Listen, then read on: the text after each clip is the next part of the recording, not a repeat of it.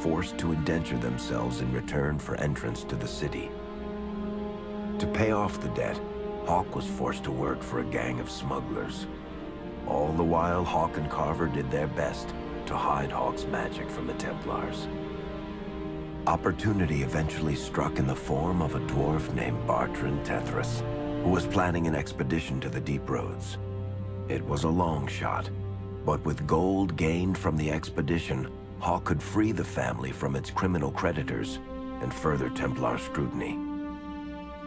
Hawke met a rogue Grey Warden named Anders, who possessed detailed maps of the Deep Roads.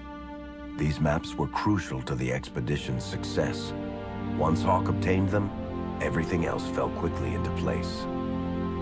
Out of concern for his safety, Hawke insisted that Carver stay in Kirkwall rather than accompany the expedition. Hawke did find ancient dwarven treasure, but the group also stumbled upon a statuette formed from a strange red lyrium. Upon returning to the surface, Hawke learned that Carver had joined the Templars, pursuing his own fate instead of living in his sibling's shadow. The gold Hawke recovered from the Deep Roads brought back Leandra's stately childhood home in Hightown. The Hawkes had barely settled into their new home when Leandra was murdered. A deeply sinister and twisted killing. Hawke hunted down Quentin, the blood mage responsible, but could not prevent Leandra's death. Leandra's tragic death was part of a critical problem facing Kirkwall. Rising tension between the city's mages, who felt increasingly oppressed, and Templars, who grew increasingly suspicious of their activities. Adding to the strain, a large contingent of Qunari had also established themselves in Kirkwall, much to the growing discomfort of the city's rulers. After their dreadnought was shipwrecked many years before, a group of stranded Qunari were allowed to remain in a cordoned-off area in Lowtown. As time passed, the Qunari made no effort to return home, and offered no explanation about why they remained. Tensions rose to a breaking point.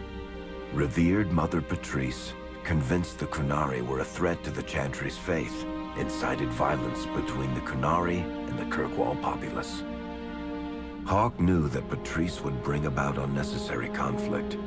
Though the champion tried to stop her, Patrice orchestrated the murder of Seamus Dumar, a Viscount's son and a recent convert to the Qun. When her crime was discovered, a Qunari assassin killed her. After Seamus was murdered, the Arishok of the Qunari group lost patience with the humans of Kirkwall. They would now submit to the Qun or die. The Qunari struck hard and fast. They took the palace in Hightown and beheaded the Viscount to immediately quash any resistance.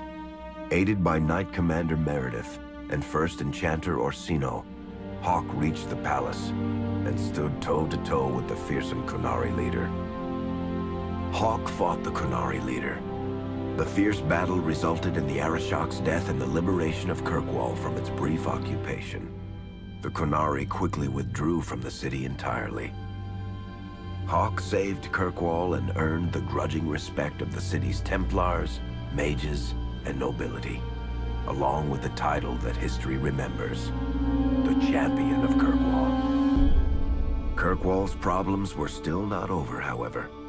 After Viscount Dumar's death, Knight Commander Meredith took power and blocked all attempts to appoint a new Viscount. Under Meredith's command, the Templars tightened their grip on the mages, planning to suppress what Meredith saw as a growing rebellion. Anders, who spent years fighting for justice and freedom for his fellow mages, saw that the time for negotiation was past.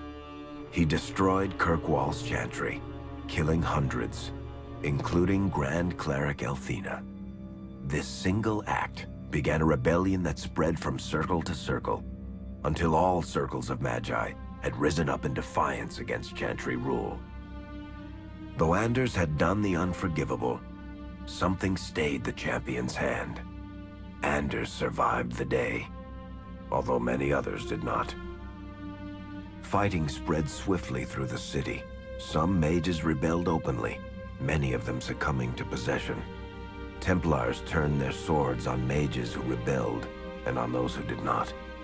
As First Enchanter Orsino refused to bend to the Templars, Knight Commander Meredith demanded that every mage in Kirkwall be put to the sword. Hawke saved many mages from Templar blades, keeping them from succumbing to possession or the temptations of blood magic.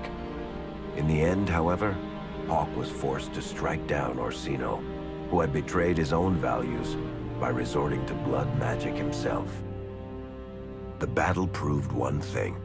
Knight Commander Meredith had gone mad. Hawke saw the truth of it when Meredith unsheathed her sword, and the red lyrium idol from the Deep Roads was embedded within it. The blade fueled her hatred and paranoia, as it had for months. After a horrific battle, the red lyrium of the Knight Commander's sword consumed her as she died. Meredith became a statue, her face a frozen mask of horror. Little is known of the champion since that final battle. However, Hawke's story lives on in legend and song. Memories of the indelible changes the champion of Kirkwall brought to the face of Thedas.